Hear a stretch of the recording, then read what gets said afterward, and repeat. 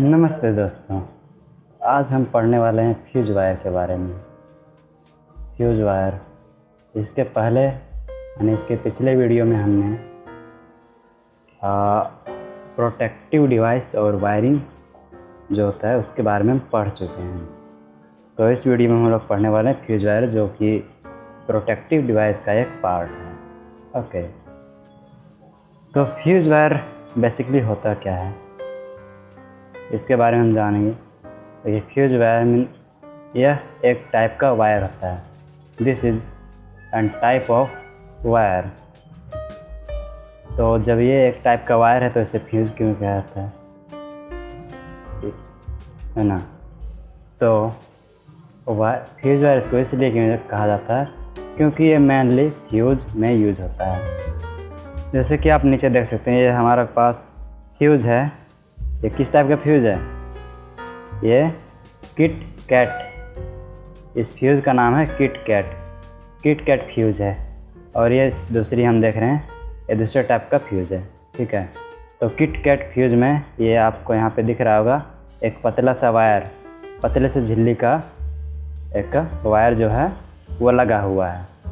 ठीक है, तो ये फ्यूज़ वायर मेनली यहीं यूज होता है। दूसरे में आप देख सकते हैं, यहाँ पे ये देख सकते हैं, इसमें पतली सी एक झिल्ली है ना, पतला सा वायर लगा हुआ है।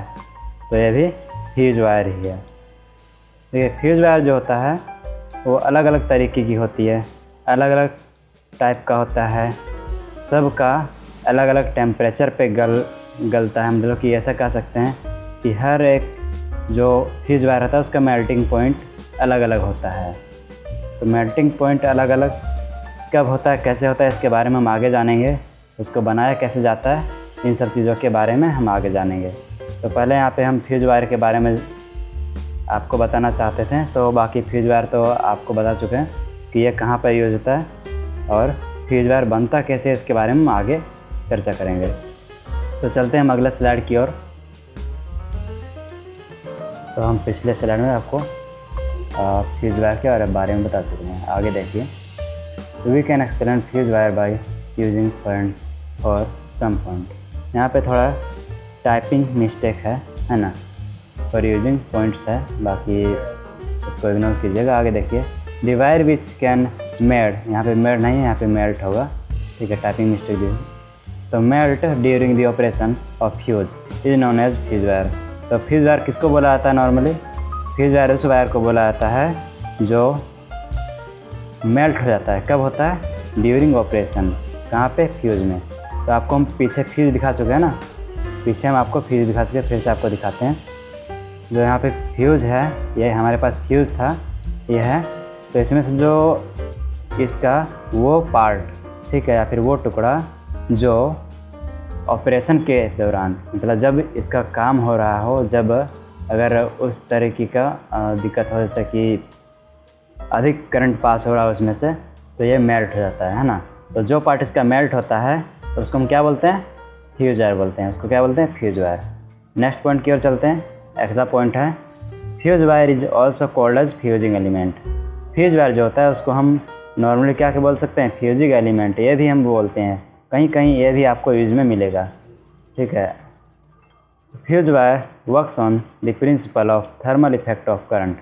तो फ्यूज वायर के बारे में हमने पिछले स्लाइड में बात किया था कि वो काम कैसे करता है। तो उसके बारे में यहाँ क्या है कि वो काम किस टाइप से करता है? वो इस टाइप से करता है कि जब वो वर्क किस टाइप से करता है कि प्रिंसिपल ऑफ थर्मल इफेक्ट ये कहता है।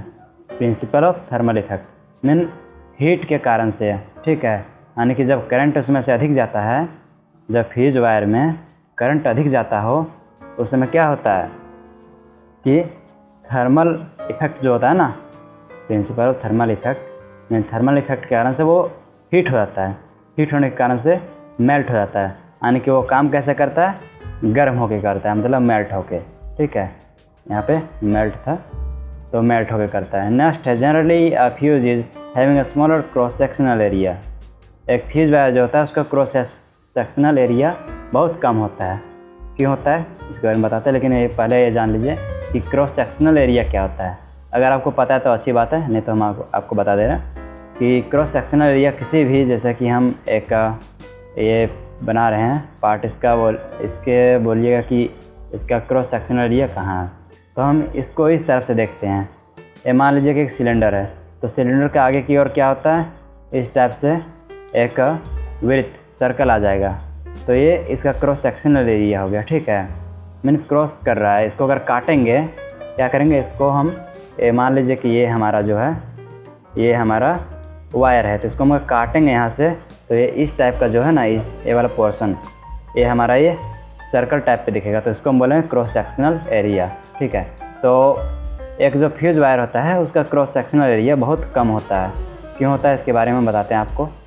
देखिए, जनरली यह fuse wire having high resistance, resistance में क्या होता है, हाई होता है। रेजिस्टेंस के बारे में जानते होंगे, रेजिस्टिविटी रेजिस्टेंस है ना, इसमें बहुत अधिक रेजिस्टेंस होता है, यानी कि ये करंट को काफ़ी हद तक रोक सकता है अगर बोला जाए तो। यानी कि रेजिस्टेंस अधिक, देखिए रेजिस्टेंस अधिक क्यों होता है, रेजिस्टेंस अधिक होने का सीधा सीधा सा मतलब ये है कि अगर रेजिस्टेंस अधिक होगा तो अगर थोड़ा भी इसका जो क्राइटेरिया है उससे अगर अधिक करंट इसमें से पास हो रहा हो तो तुरंत अपने रेजिस्टेंस के कारण से वो मेल्ट हो जाएगा। और दूसरी बात, क्रॉस सेक्शनल एरिया अगर कम रहेगा, यानी कि स्मॉलर रहेगा, तो वो वायर भी काफ़ी पतला रहेगा, और काफ़ी पतला जब रहेगा तो वो मेल्ट होने में टाइम नहीं लेगा। ठीक है, तो इसमें से ऑपरेशन टाइम उसका कम हो जाएगा। इसके बारे में आगे भी पॉइंट्स दिए हैं तो बात कर लेंगे। Generally a fuse wire having a small length, क्या होता है, लेंथ में इसका होता है जो स्मॉल होता है। यहाँ पे आपने देखे ना, यहाँ पे आप देख सकते हैं कि कितना बड़ा है, लगभग 5 cm या फिर इससे भी कम होगा। तो इसका जो लेंथ होता है वो कम होता है। ठीक है, नेक्स्ट हम यहाँ पे देखेंगे जनरली अ fuse wire made up lead, tin, aluminium, silver etc। तो फ्यूज वायर किस किस से बना होता है, लीड से बन सकता है, टिन से, एल्यूमिनियम से, और या फिर सिल्वर से, या फिर इन चीज़ों को मिलाकर, जिसे मिश्र धातु कहते हैं और मिश्र धातु कहते हैं, इंग्लिश में इसको आप समझिए। जनरली लीड, टिन, एलॉय, आपको बताया ना कि जो होता है वो एलॉय होता है, यानी कि मिश्र धातु होता है। तो generally lead, tin, alloy is refer making a fuse wire. Fuse wire बनाने के लिए कौन सा एलॉय यूज होता है, तो लीड और टिन का। यहाँ से आपका एक नंबर क्वेश्चन बन सकता है, या फिर ये आपको इम्पोर्टेंट क्वेश्चन के रूप में मिल सकता है। चलिए अगले की ओर जाते हैं। देखिए, fuse wire is the main working part of A fuse. ठीक है, इसका जो नेक्स्ट पॉइंट है वो क्या है कि fuse wire is the main working part of fuse. एक फ्यूज में वर्किंग पार्ट उसका मेन जो होता है वो फ्यूज वायर ही होता है ना, फ्यूज वायर ही होता है।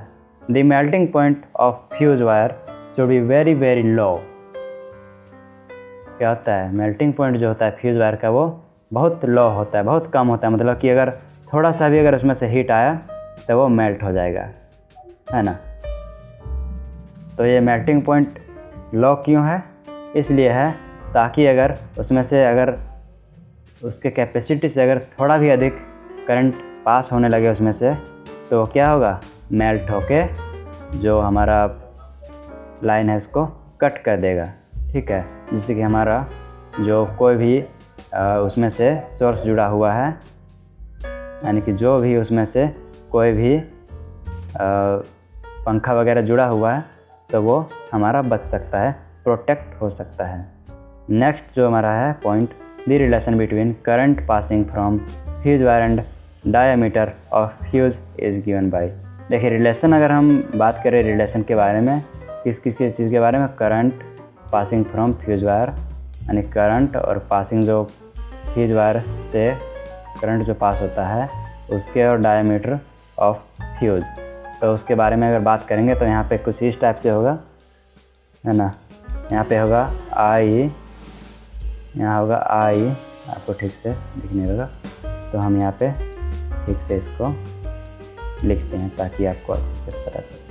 I directly proportional to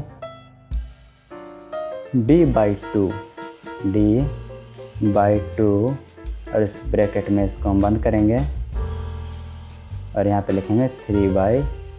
2। ये हमारा जनरली इक्वेशन हो गया या फिर रिलेशन जो है इसके बीच का रिलेशन हो गया। देखिए यहाँ पे करंट जो आई जो है एक करंट को डिनोट करता है, आई जो है करंट को डिनोट करता है और यहाँ डी जो है वो डायमीटर को डिनोट करता है। तो हम रिलेशन बिटवीन इन दोनों के बीच का रिलेशन भी जान गए। तो ये कुछ नॉर्मल पॉइंट थे जिसको आपको याद रखना है ताकि एग्ज़ाम में काम आ सके। धन्यवाद।